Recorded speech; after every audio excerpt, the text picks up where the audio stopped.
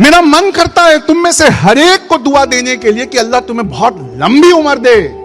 फिर सोचता हूं कि उस लंबी उम्र को फिर तुम सोशल मीडिया में ही बिताओ कि किसी के काम आओगे। मॉब लिंचिंग में अपने बच्चे की, बेगुनाह बच्चे की लाश देखकर आंसुओं से सैराब मां कहती है, ये हाल मस्त और ये माल मस्त, ये KFC और ये मैकडॉनल्ड्स में गुमशुदा हुई कौम है। इनमें से कोई है जो उठकर उन्हें इंसाफ दिलाएगा? मुझे नहीं लगता। व्हाट्सएप पर मैसेज आता है, 1 लाख आयते करीमा हमने पढ़ना शुरू किया है, आप भी इसे ज्वाइन करिए। 1 लाख आयते करीमा पढ़ने में 2 से 3 दिन निकल जाएंगे। होना तो यह चाहिए था कि एक आयते करीमा पढ़ते, उसकी तफसीर पढ़ते, उसका तर्जुमा पढ़ते और उसके बाद 20 घंटा दिल लगाकर पढ़ाई करते कि इस एक आयत की मीनिंग हम जमीन पर लगा सके। कुरान की आयत दोहराने वाले का मुकाम है, पर बहुत बड़ा मुकाम नहीं है। बहुत बड़ा मुकाम उसका है जो उन आयतों में आए इंसाफ को जमीन पर लगा दे। और मुझे नहीं चाहिए तुम्हारी तालियां, मैं तुम्हें आईना दिखाने आया हूं। मुझे नहीं चाहिए तुम्हारी वाहवाही। बात उस अरबी मतन की है ही नहीं, बात उसके तर्जुमे और तफसीर की। और क्या तुम में से कोई है जो वलीमों के पैसे से इंस्टीट्यूशन खोले, जो हज और उम्रा एक बार कर ले, जैसे मेरे रसूल ने किया था, 1 हज 1 उम्रा, फिर हर साल हज और उम्रा की तैयारी करे और उसके पैसों से किसी बच्चे की फीस दे दे? है? नहीं है तो फिर कुछ बदलने वाला नहीं है। नहीं पढ़ोगे तो इंडियन आर्मी का पिछले महीने का, इंडियन आर्मी का, हमारी आर्मी का पिछले महीने का एक आंकड़ा सुनाता हूं। कश्मीर में हर 8 मिनट में एक नौजवान ड्रग्स में रिहैबिलिटेशन के लिए लाया जा रहा है। हर 8 मिनट में एक ड्रग का केस आ रहा है। ऐसा डिप्रेशन, ऐसा फ्रस्ट्रेशन वहां है। और मैं कश्मीरी भाइयों से कहना चाहता हूं कि यह ड्रग भी सरहद पार से आया है।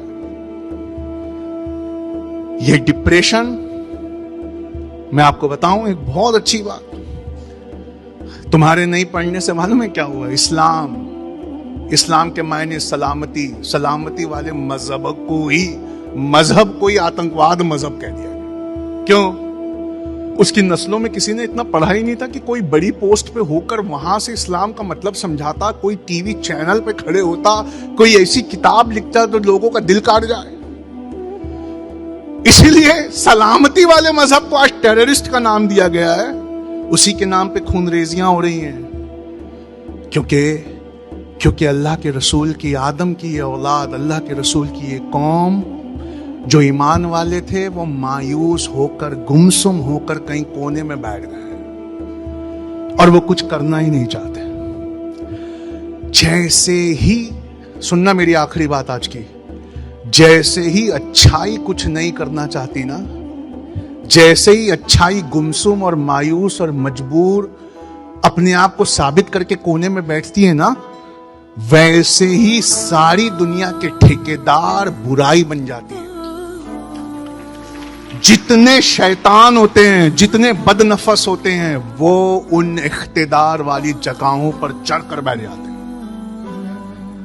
और फिर बुराई के हाथ में इख्तिदार होता है, बुराई के हाथ में कुव्वत होती है। वो दुनिया को जिस तरफ ले जाना चाहे उस तरफ ले जाती है। कहकर जा रहा हूं, ध्यान से सुनना मेरी आखिरी बात। अभी वक्त है, वक्त रहते इल्म, दौलत, मेहनत, जान, हर चीज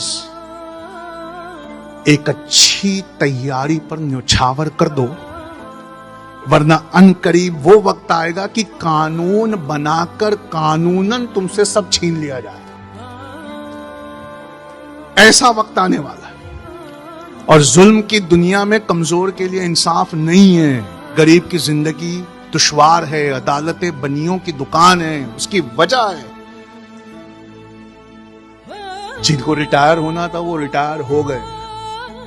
और ऐसे ही बेहतरीन हिंदू हैं जो उन पोस्टों पर बैठकर अभी भी इंसाफ कर रहे हैं, इसलिए उम्मीद बाकी है।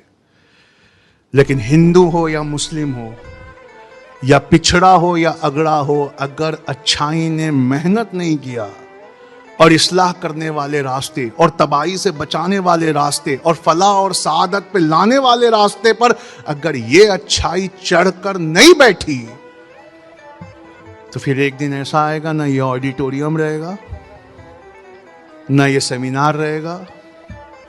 हाँ, तुम्हारी बस्तियां जरूर होंगी, लेकिन उन बस्तियों में जहां आज एक ही एम्प्लॉयमेंट है, बिरयानी बेचना, उन बस्तियों में जुआ, सूद, रिश्वत, तमाशा, बेहयाई के लिबास, फहश तालीमें, वो सब चीजें तुम्हारी बस्तियों में आने को तैयार है। आप उठिए अल्लाह के वास्ते, और अहमदाबाद में हमें कोशिश करने जा रहे हैं, उसमें हमारा साथ दीजिए।